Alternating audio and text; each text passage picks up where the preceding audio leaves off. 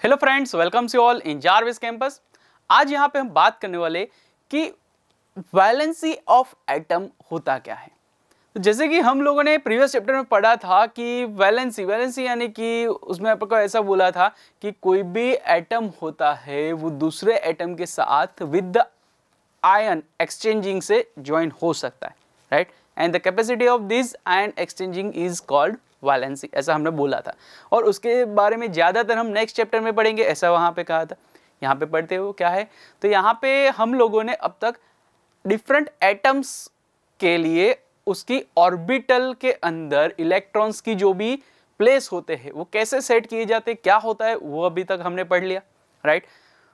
अभी यहाँ पे हम बात करने वाले कि ये जो एटम्स होते हैं, जैसे कि यहाँ पे फर्स्ट 18 एलिमेंट्स के यहाँ पे आपको क्या दिए गए, सिंबल दिए गए, और साथ ही साथ उसके इलेक्ट्रॉन की जो भी पोजीशन है डिफरेंट ऑर्बिट्स में वो यहाँ पे आपको बताई गई है इन दिस टेबल। यहाँ पे आप देख पाओगे कि हीलियम जो है उसके पास 2 इलेक्ट्रॉन्स ओनली है, और जो फर्स्ट ऑर्बिट है वो 2 ही इलेक्ट्रॉन से भरी जाती है। तो अभी क्या वो कोई इलेक्ट्रॉन एक्सचेंज कर पाएगा, यानी कि उसके पास 2 की ही कैपेसिटी है, 2 ऑलरेडी है उसके पास, यानी कि वो फुलफिल्ड है, उसका ऑक्टेट कंप्लीट है, बराबर।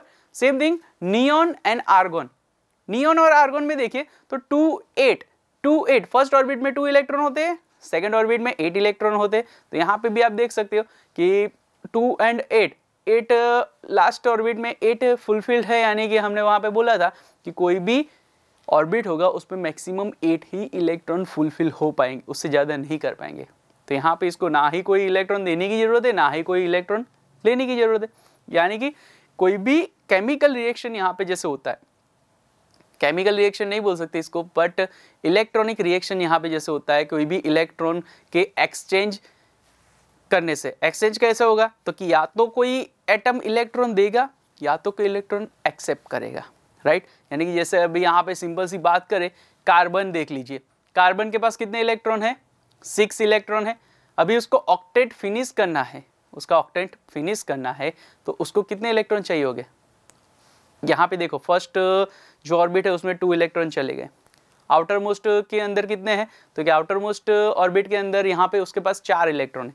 तो या तो ये 4 इलेक्ट्रॉन लूज करके क्या करेगा, 2 इलेक्ट्रॉन रखेगा अपने पास और ऑक्टेट कंप्लीट करेगा, या फिर वो 4 इलेक्ट्रॉन एक्सेप्ट करके 2 8 नियॉन के जैसे यहाँ पे ये ऑक्टेट कंप्लीट करेगा और सेटल हो जाएगा। तो यहाँ पे आप सिंपल सी बात में ऐसा बोल सकते हैं कि कोई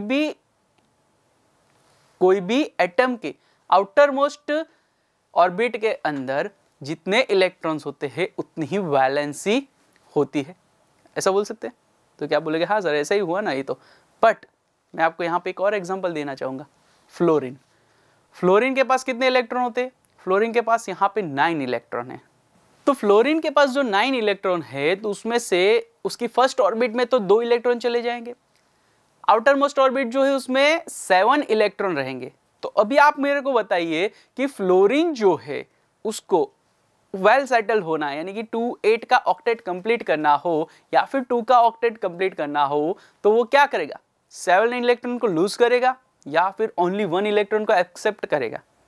तो ऑब्वियसली 7 को लूज करने से अच्छा है कि एक को एक्सेप्ट कर लीजिए, राइट। यानी कि फ्लोरीन क्या करेगा, एक इलेक्ट्रॉन को एक्सेप्ट करेगा और 2 8 के जैसे यहाँ पे ऑक्टेट कंप्लीट हो जाएगा उसका, राइट। यानी कि यहाँ पे ऐसा बोल सकते हैं कि ऐसा जरूरी नहीं है कि आउटर मोस्ट ऑर्बिट के अंदर जितने इलेक्ट्रॉन हो उतनी ही वैलेंसी हो, राइट।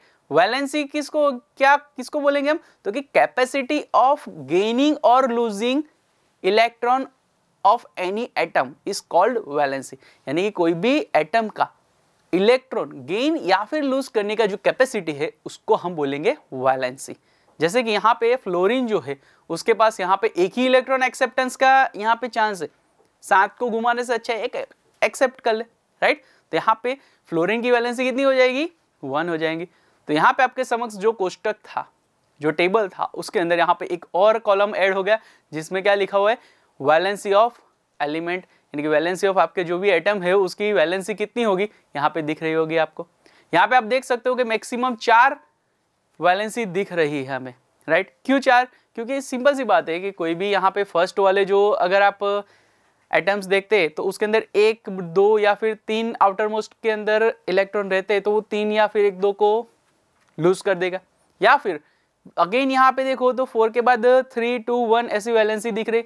यहाँ पे ये क्या क्यों ऐसा लिखा हुआ है कि यहाँ पे जो फ्लोरीन है, कार्बन है, उन सब में क्या है तो कि इलेक्ट्रॉन घुमाने से अच्छा है अगर एक्सेप्ट करेंगे वो लोग, गेन करेंगे तो इजीली उसका ऑक्टेट कंप्लीट हो जाएगा, राइट। यानी कि कार्बन से लेके फ्लोरीन तक के जो भी एलिमेंट्स है उस सब में आपको क्या होगा, इलेक्ट्रॉन एक्सेप्टेंस होगा।